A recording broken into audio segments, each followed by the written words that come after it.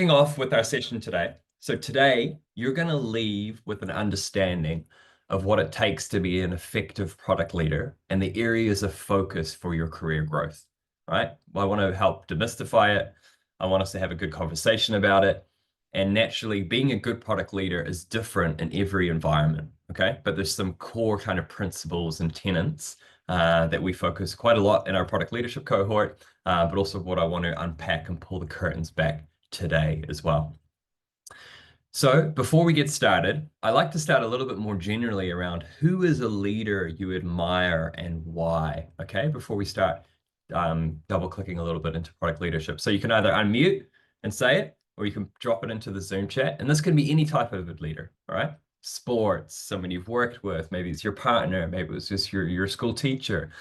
Who is a leader you admire and why? So I'll do about 30 seconds for this. I'll start a quick timer.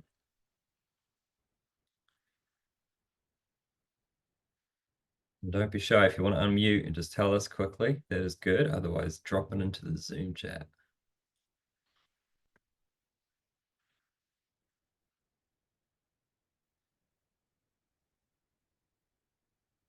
Gareth Cronin, nice.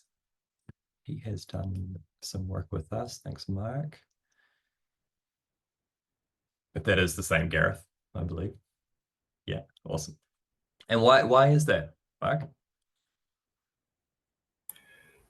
He was my manager at Xero for a while, and he was just everything you'd want from a leader, you know, really clear direction, guardrails, but also very good at empowering and helping to upskill people in his team. So yeah, just a great guy to work for. Brilliant. Love that, Mark. Thanks for sharing. What else do we reckon, folks? We got another 15 seconds on this one. Who's a leader you admire and why? What do we think?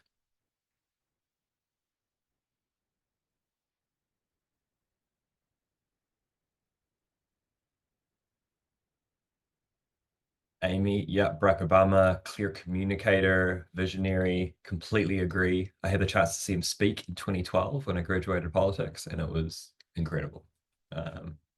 Love it. All right, maybe one or two more examples. Blair Woods, CTO, CPO supportive, great guidance, challenged me. Yeah, great example. Emma, I think that challenge component is a really big aspect of it as well. Okay, brilliant. We'll keep them coming. So I think we touched on a few elements there, right? The clear direction, the communication, the trust. Like when I think about some great leaders that I've worked before, it feels like this warm blanket that you know things are going to be okay, but you're going to be challenged and you're able to kind of lead and follow that person.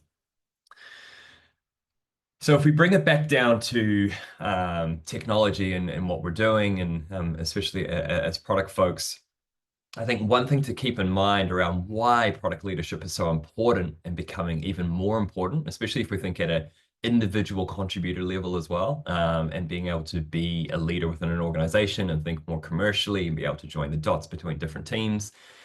More than 30,000 consumer products launch each year, but 95% of them miss the mark and 90% of startups fail. Now, it's even you see similar stats when you look at larger companies or mid-sized companies that are releasing software internally and just not being used or not being adopted. So when we think and talk today about the importance of product leadership, it's really important to connect the dots between strong product leadership and business performance. So when I think about leadership, it's about making those hard decisions to win. It's not only knowing the risks, but addressing them, right? That's super important, especially if we think across people, process, and operations. And product leaders have the accountability to connect those customers and those business outcomes to make sure that the company is successful. As I mentioned, businesses with strong product leadership significantly outperform those that don't. So this is some research that was done by Forrester about 1 or 2 years ago. They're doing a bit of a refresher on it, but it's super interesting when you look at there's 2.5 times increase in operational efficiency, 97% higher acceleration of digital business, and 52% improved customer retention. So they are the companies that have strong product leadership. So if you've ever looked for stats or data to help kind of guide you in your decisions and why it's important to improve in some of these skills, it's just clear. Strong product leadership drives better business outcomes. So one of the framings that we like to use throughout this program and how I like to talk about it with product managers and product leaders that I'm working with is it's important to recognize what made you a strong product manager or engineer or designer won't necessarily help you become a product leader. Now, in my experience, it's a real kind of significant mind shift change in terms of your daily operations, how you talk to yourself, how you talk to your teams, and how you organize your day-to-day. So an analogy I like to use is it's like learning to drive a car for the first time. When I first stepped from a product manager into a product leader during my time at Hootsuite. So I want a quick show of hands. Who remembers when they first learned to drive? Does anyone remember that? Yeah, we got one hand, two hands. Yeah, okay. So up until I started driving, you would just get into the car and you would be, I don't know, you would drive somewhere, or my dad or my friend or my mum would be driving. And it would just be this thing where you sit there, you either get there and it would be either a little bit annoying or you might feel a little bit car sick, or you would just get there and you wouldn't even think about it. But it's not until you stepped into the driver's seat where you thought you knew what it was like to drive, you thought you had an understanding of what the pressures would be like, but it's a completely different experience. I remember the first time I started driving, my dad like gave me a framework, so to speak, of 10 to 2, and think about how long you need to indicate for. I was like, that's not helpful. Reading a Medium article or getting some help on it just isn't helpful. And I think for me, it was really that mind shift change of how much more aware I need to be, how much I need to ask different types of questions that I wasn't aware of before. So this really happened for me when I stepped into that first kind of product leadership role at Hootsuite, where I was really a passenger up until I was put into that new role and needed to figure out what to do. And I think for me, traditionally, I was very much trying to please people. I didn't have much authority. And this worked really well at the start, as an example. I was able to listen to people, get them on board. But then came a point where I gave away a lot of power and it impacted the purpose and the execution. And eventually this came at a cost. And I really needed to shift my mindset around certain aspects in terms of how I was working. So what got you here won't necessarily get you to where you need to be. And well, I want to talk a little bit about some of those gaps and some of those areas that you can focus on. So another way to look at some of the key skills needed to be a product leader is this kind of 4-quadrant where we divide out between the product manager and the product leader. So the PM generally focusing a little bit more on product execution, perhaps customer insight as well, if your company is a little bit more customer driven. And then on the product leadership side, there's a lot more focus on influencing people and product strategy. And we're going to break this down a little bit more into optics and communication. But what I'm curious from this group, what do you think are some of the key skills or activities product leaders need to achieve when influencing people and strategy? What do you think product leaders should be focusing on within influencing people and product strategy down here? So drop it in the Zoom chat, do about 30 seconds on this, or feel free to unmute as well if you would like to add your thoughts. What do we reckon?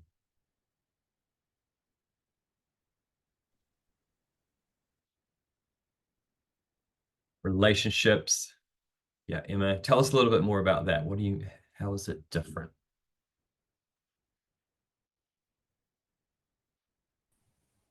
I think just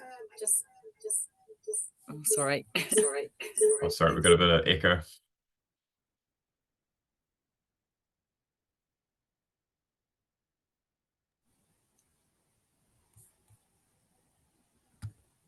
Sorry, can you hear me okay now? Go for it. Yep. Yeah, really just, and for me, I think it's I always sort of think of being able to get on with people socially means that you have, if you've got that base sort of relationship, then it's easier to communicate. And communication is definitely key, and being able to have open conversation with people, open and honest, and I suppose reduce any friction that you might have if you didn't have a relationship with people when you're, coming up against each other on an idea or whatever it is. Yeah, spot on, Emma. So building those relationships, being able to have those tougher conversations, building that, the way I like to think about it is that internal currency as well. Like you're building up that currency that you can lean on. Yeah, great example. Thanks, Emma. Stacey, telling the story, the why. Stacey, if you're available, could you explain a little bit more on why that's important?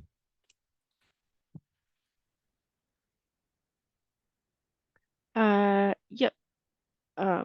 It's gaining, sharing the story and the why of where something's being done to bring people along for the ride and get them invested and wanting to move in the same direction. Yeah, 100%. And that's such like even this week I was doing some coaching with a product leader, VP of product in a medium-sized company. And for them it was connecting the dots between the pressure that they were getting from the executive and the board to drive revenue with the kind of hearts and minds of the individuals on the team. And there's a lot of friction there. And the way I see that role, that critical role between senior product leadership and the board and executive, is that you're able to connect those dots. You're able to tell the story, talk about the why, even if you're under that pressure to deliver specific revenue targets. How do you tie that back to the customer? How do you tie it back to problems? How do you make sure that people feel involved in that process? So that's a really important component of that. Thanks, Stacey. So some great examples that we spoke about there, but this is kind of how we like to frame and think about some of those skills and attributes. So on the product manager side, especially on the product execution, where a lot of folks will spend time, is around that feature specification, delivery, quality assurance, making sure that things go out on time and that they meet those specific requirements. On the customer insight side, the data influence, voice of the customer, user experience. Now, if we start to think about product leadership, there's a whole kind of host of different aspects that you may be working on a little bit as a PM or aware of it. But for PMs, if product leaders, if we really double down into influencing people, it's about that managing up, right? As we were just describing in that story there in that previous slide. It's about the team leadership, bringing people on the journey, the right narrative, and stakeholder management. So especially if you're managing larger portfolios and multiple teams, how do you make sure that everyone's on the same page, that you're rowing in the right direction? Then on this product strategy piece, and we mentioned this right at the beginning when we were having a discussion about leaders you admire, it's about that story of where we're going, the why. How are we going to win? How are we positioning ourselves? How does our product vision and our roadmap get there? And how do we ensure that what we are doing, there are clear business outcomes and that you have ownership of that as well? So what we're certainly seeing in the market, and there's been a trend probably since the beginning of last year, is there's a growing need for product leaders to be comfortable in this influencing people on product strategy, but also execution and customer insight. And that's where we're seeing a growing trend as well, where it's less just about people management as a product leader, but just being a really high operating product manager, aka product leader as well. So there's extra demand to be more effective in the role that you're doing day to day. This is a quote. I'm not sure if we made this up or I did or we read it probably, but I really like it. It's you need to focus on landing the product, not just launching it as a product leader. So you need to look holistically at the product experience. There's so many product managers that I've interacted with or worked with where they feel like when you launch it, you're moving on to the next thing. You're not monitoring it. You're not understanding how does it impact your strategy. Are you thinking about pivoting? What is your validation? So as a product leader, it's really about landing that product and making sure that it drives business revenue, or you're learning from it and you're able to use that in your strategy moving forward. So far we've spoken about the key skills and mindset needed to be a product leader. Now I want to double down on the key tenets of being an effective product manager with a particular focus on generating impact and optics. Okay, impact and optics is super important. Something that I was able to learn pretty early on in my career, and it really helped me progress, not only in different roles and different companies, but also my success in influencing people as well. So we're going to be doing an exercise after this on what are the key areas you want to improve on. So what I do is I'd recommend, if you have a pen and paper or your phone or your computer, just to write down some notes on what are some of the areas that you really want to focus on, okay? So the 3 different areas that we're going to be breaking down are your ability to execute as a PM and a product leader. And that's kind of standard. Like, as a product leader, you need to be comfortable in execution. We're then going to be talking about how do you generate impact from that execution? And then finally, optics, right? How are you communicating success of this? What are people's perspective of you within an organization and your teams? And how do you amplify that? Now, the optics piece generally is something that's easily forgotten. And I think for some of the Kiwis on the call as well, that's another big one, right? Like, how do you celebrate what you're doing? How do you showcase it? How do you make sure that people understand that you're winning or that you're learning? I think we can be a little bit humble, so it's a good one to kind of remind ourselves to be a little bit more bullish in that area. So let's break this down a little bit to focus on these kind of 3 components. So we've got execution, impact, and optics, and we divided it up into people, operations, and product. Now, as a product leader, these are kind of this is the quadrant and a mental model that I really wish that I had when I was early on in my career, but it's a good way to think about how do you step into the role and these kind of core building blocks. So we'll go through this, and we'll be able to send a bit of an extract after this, so you can read a little bit deeper, but I'll just talk on some of the aspects of it, right? So as a product leader, there's a number of areas that you'll be executing on across people, operations, and product. You'll be coaching and training product managers. You'll be doing team ceremonies. On the operations side, you might be thinking about how are we prioritizing to ensure that we're focusing on the highest value opportunities. You might be going through planning and road mapping cycles and organizing that. And on the product side, executing your product strategy, pulling the pieces together, going through the steps of what bets are you making? How are you setting success? Competitor and market analysis, and decisions on product features as well. So there's a number of areas that you're constantly kind of executing on as a product manager and a product leader.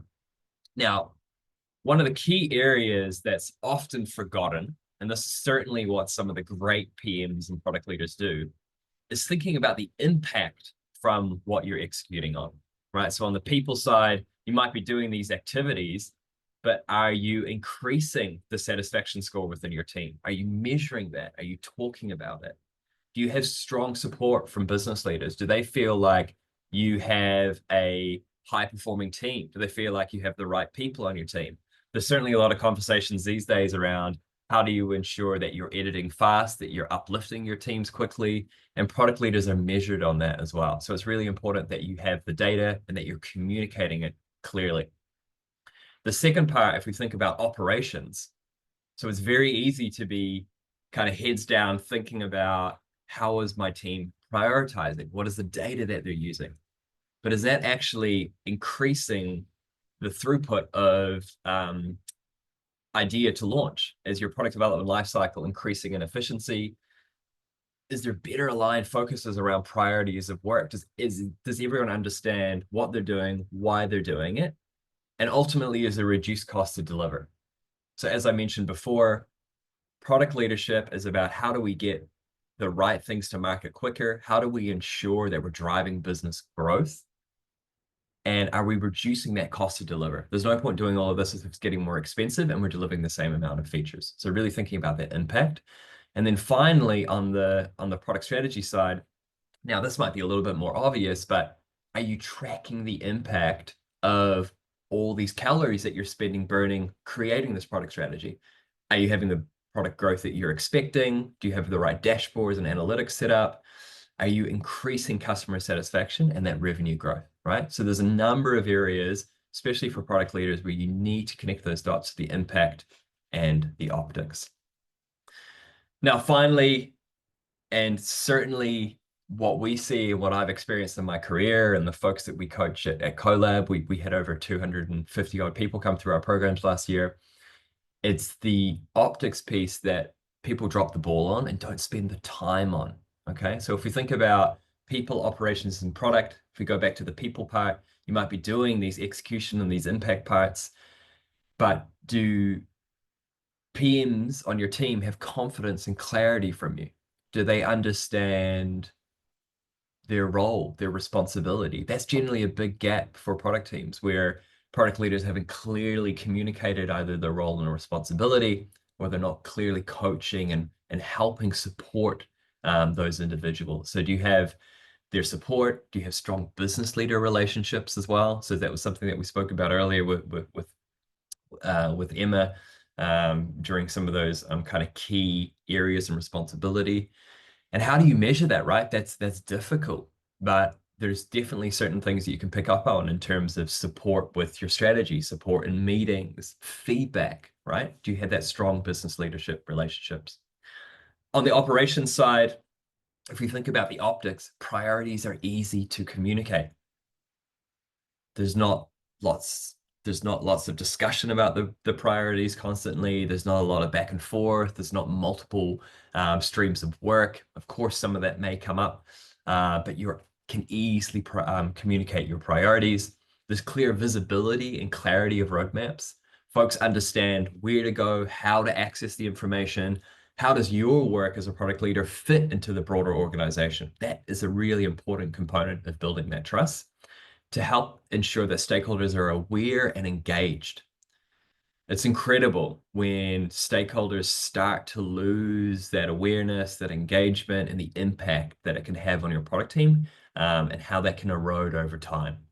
And we already know that product teams are under a lot of stress at the moment, and a lot of pressure. So now more than ever, it's so important to have those stakeholders engaged and aware of what is happening. Finally, on the product side, similar to some of those aspects that we mentioned in operations and people, but strategy is known by everyone. There's an understanding of product value to business. That is the most important part, okay? Too many times have I spoken with stakeholders, with either potential customers that we're working with, or even in my experience, and they're like, it feels like a black box. We're not sure what you're working on. What is the value of it? What am I going to get back from it? And that's where you start to see competing priorities going into product teams and being injected into it because it hasn't been clearly communicated. Finally, and ultimately, one of the most important pieces as well is customer sentiment towards your product is strong. Customers have a clear understanding of the value you're offering and the future value that you want to deliver to the market as well. And that's positive. So as a product leader, for me, especially when I was working as director of product or product board, I would always share that customer sentiment internally. Customers understand our strategy. They know where we're going. They're bought into it. That sentiment's really important and helps improve your standing within the organization. I'll pause for a moment. We've tackled a number of different areas here, but hopefully that kind of pulled the curtains back a little bit on the different elements and tenets that are important for product leaders. I'll pause here for 30 seconds. If you have any questions, drop it in the Zoom chat, or feel free to unmute yourself if there's some areas that I can dive a little bit deeper into and explore.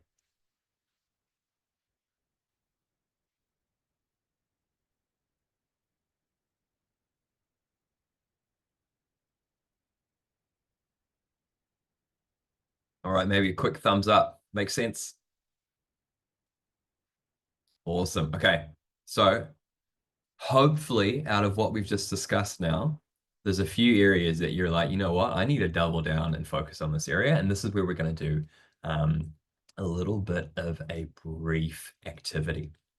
Okay, before we get into the activity, one of the things that I really like to do is boil it down to first principles, right? If we think about you as a leader, it's the direct combination of how well you execute across things multiplied by your ability to manage the optics of that, okay? Optics is really important. So your impact is execution times optics. So starting this afternoon, start to think about some of those success areas and those signals that you can do internally. So we're going to spend the next 10 10 to 15 minutes on a career growth framework, all right? And you're like, oh no, I didn't know we were going to do an actual activity, but we are, because the value is in you in smaller groups, interacting with each other, sharing ideas and having a discussion. So what we are going to be doing is, it's called a career goal statement exercise. Now, I don't expect everyone to fill this template in. You can if you would like, but what I'm doing is I'm sharing a link in the Zoom chat, which will bring you to a Google Doc that you can copy. So this is a template as part of our product leadership program that we share. It's like a playbook that we'll give to folks throughout the 4 weeks. So your goal today is to have a discussion around some of the questions that are in this template. So the objective of this template is to define a clear goal, a clear career goal to guide your growth as a product leader. So some of the areas you're going to be looking at are setting a leadership kind of goal or outcome that you want to achieve, identifying some of those skills or resources that you need to develop, and then how would you track your progress towards this? So this is really about you starting to put a little bit more pen to paper on how do you become, or how do you become a better product leader, or how do you step into product leadership? So what we're going to be doing is we're going to be breaking into some smaller groups and just having a discussion about some of these questions that are in the template. You can fill it in if you'd like to, but it's a really good chance to be able to connect with other product folks on the call today as well. Before we break into the groups, any questions on the exercise or the template?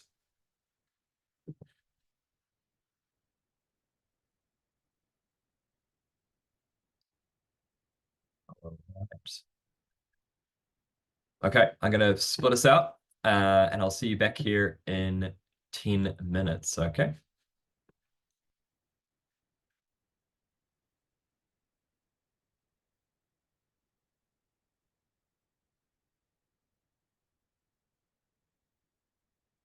Okay, see you shortly.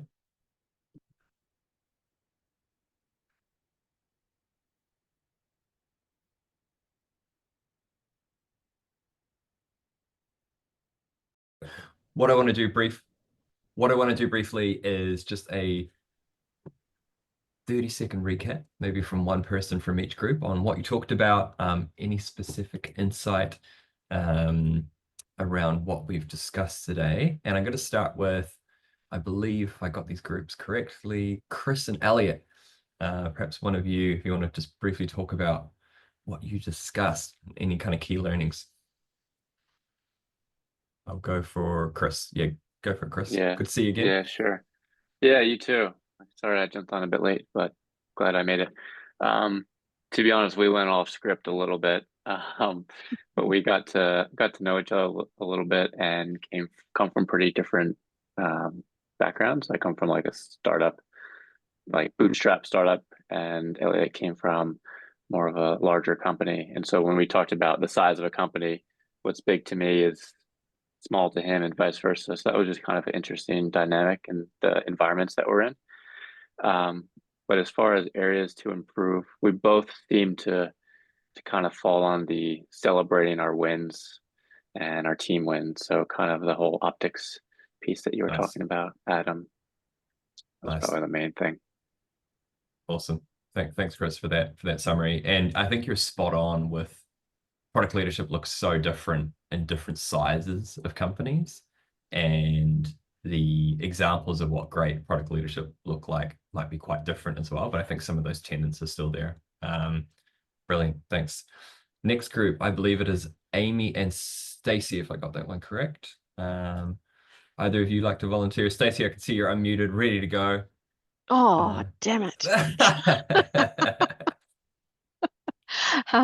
We were a bit the same, a bit off script. We chatted, introduced ourselves, and again, we're from quite different backgrounds. I'm early on in the journey of product role and entering into that realm, where Amy has quite a lot of experience. So it was very nice to connect. We talked about, I suppose, the ability to generate impact, but actually what spoke to me personally was the last slide that you shared about impact being execute by times optics, and just putting that all together in one, and really understanding that while you can execute all you like, you really need to be able to share those stories and get the optics right for people to buy in and trust what's going on. Yeah, brilliant. Awesome. Thanks, Stacey. Thanks for sharing that. And then finally, Emma's group with Mark. Emma, do you want to take it? Yeah, sure. Mark and I are actually sitting in the room together. We both work for the same company. I've been doing a product ownership / product management role, and Mark is the CPO. I report into him. So quite interesting because we're both, at different levels, but also we talked a little bit about, Chris, you mentioned size of companies, but for us it's environments. The environment we're in is, I don't know how we would sum it up, but very sort of agile / waterfall, and the environments we've been in has been very more product-led organizations, would you say, Mark? Yeah. And so we're in a bit of a tough environment, I suppose, in terms of taking the company on the product journey, I guess. So our challenge has sort of been probably for both of us on the influencing side. I guess agile fall, yeah, that's right. Anything else to add, Mark? No, I think that's about right. Definitely things that we all want to improve on with product leadership, but the biggest challenge for us is going to be that influencing and managing up to people who aren't familiar with the way we think product should run. And for me, it's definitely just the two key sort of product leadership elements. I think you hit at the start in your circle there is just around upskilling in the influencing and leadership space. Yeah, brilliant. Awesome. Thanks. Yeah, and I was wondering why you were both muted but able to talk to each other, so that makes sense. Brilliant. Thanks, folks. Thanks for sharing. And I think we touched on some really important parts there around just some of the commonalities, but also that context matters a lot in terms of what you're operating in. So yeah, I appreciate you all for sharing that with us today. So that's a bit of a wrap up on the workshop today.